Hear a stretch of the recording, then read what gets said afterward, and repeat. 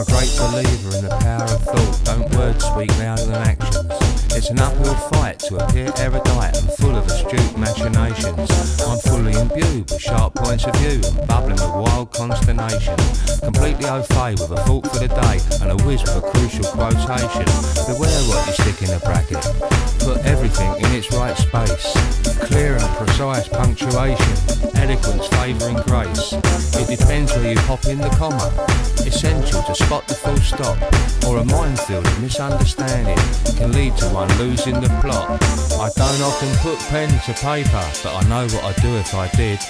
I'd plunge my quill in the ink pot, ensuring I unscrewed the lid. And after I'd scribbled a novel and banged off a quick nursery rhyme, I'd sharpen all of my pencils and write a brief history of time.